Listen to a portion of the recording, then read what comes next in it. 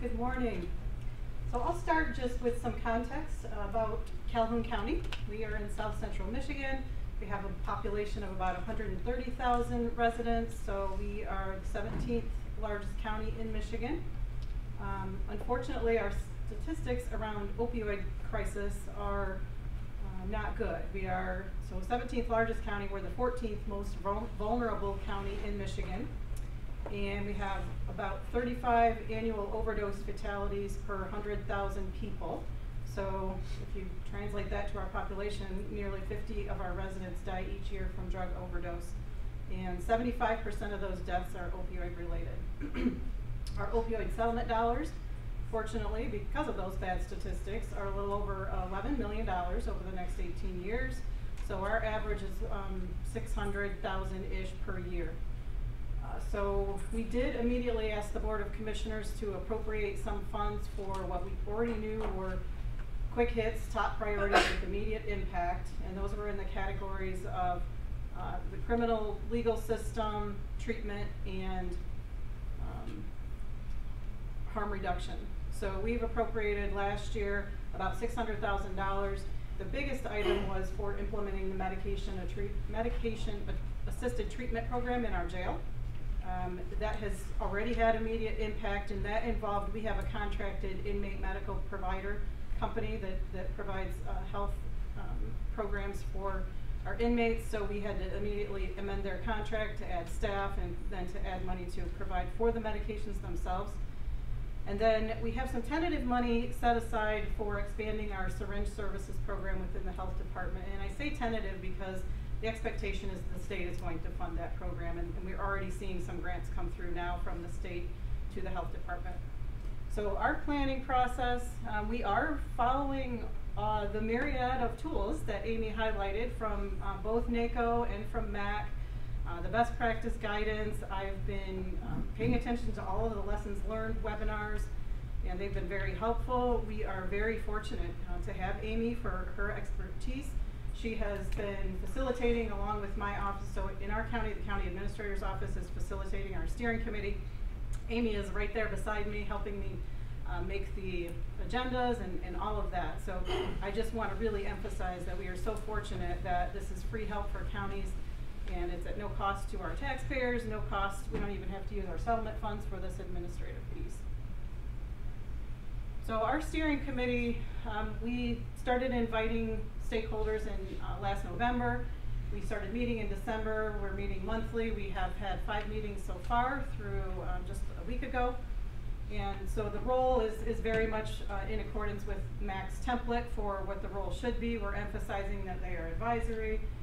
Their job is to help give information, honestly, to me. So my job is to recommend budgets, including this budget, to the County Board of Commissioners.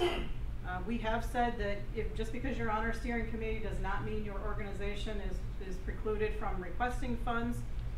And we've been really focused on something that I got from a NACO webinar, actually, where one of a county commissioner from another state said that his son passed away from an overdose, and he and his wife just kept saying, what one more thing could we do? And so we're focused on this additional dedicated funding to say, there's already a lot going on in our county. There are organizations working on all this crisis, but what one more thing can we do with this funding?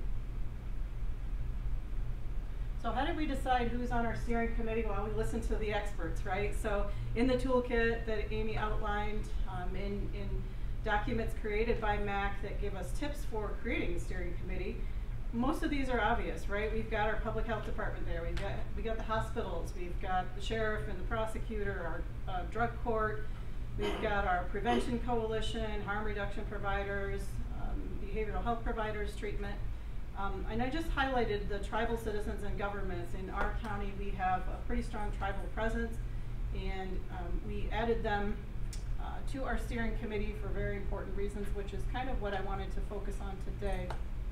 And this is the information that came from the toolkit. So the point is, it's critical to make sure that we've got the right people at the table to ensure the funds are spent in a way that meets the needs of the community, and every community is different.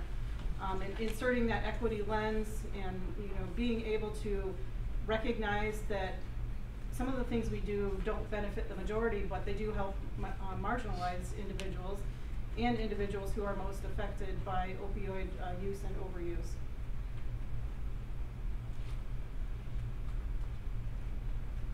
So we have kind of at the beginning of every meeting, we ask ourselves, based on feedback from the last meeting or just interaction in the community in between meetings, do we have the right people at the table?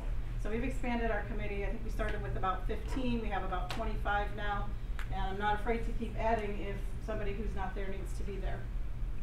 So focusing on our tribal government relationship in Calhoun County, it was pretty easy because we have a strong relationship with the Nottawasepi Huron Band of the Potawatomi. They have a tribal reservation in Fulton, Michigan, which basically is on the border of Kalamazoo County and Calhoun. They have a casino in our county, and through that we have a revenue sharing compact that allows for 2% of their net wins from the slot machine to come to our community through a local revenue sharing board. So about $6 million from the casino's profits gets distributed to local schools, townships, the county, local governments. And then this tribe in Calhoun County also started a new Michigan Native American Heritage Fund, which carves out $500,000 from the state's net win from our casino. And we do grants for school districts, higher education, and local governments. Have been instrumental in assisting with funding for, I think it's 20-some school districts that have changed their mascots from offensive imagery. So point is, my staff and I directly support those two boards and have for more than a decade. And so we have a strong relationship with our tribe. They're very much good partners. And so just as a couple of asides, the Native American Heritage Fund has engaged an intern this year to create guidebooks. So if you are in a community with tribes and you're wanting to improve those relationships, we've got somebody focused on helping with that, how to consult with the tribes, how to seek grant funds from the Native American Heritage Fund. Also, there's a new state piece of state legislation, House Bill 5600, that is attempting to create a tribal liaison office to build better communication between Michigan's 12 federally recognized tribes. That was introduced in Lansing just last month. And so I hear from our tribal council that, you know, relationships sometimes even with our local governments, but also with the state, sometimes they feel sort of left out of conversations that are relevant. And then there does seem to be movement in Lansing with regard to the opioid funds, the state's opioid settlement funds. We're starting to see with the budget process for next year some attempts to direct appropriations to tribal governments. So we initially, you know, we're thinking about having the tribal government included on our steering committee, and I wasn't really sure, even when you read the information online, about the tribal settlements. So tribes are directly filing lawsuits separate from the ones filed by our states and counties and cities. However, this hasn't, I guess, been the smoothest process.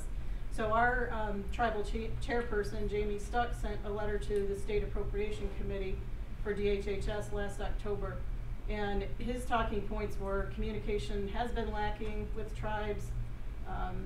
They will emphasize that tribal communities have been hit particularly hard by the opioid crisis, and it's critically important to include them.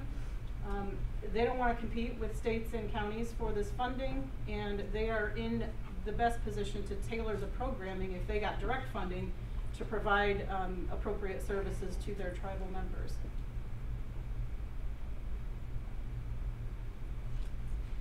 By the way, our Jamie Stuck, our tribal chairperson, has a lot of leadership roles throughout the state when it comes to tribal government. And through some discussions, he was appointed in January to the statewide Opioid Advisory Commission. So he is a member of that now.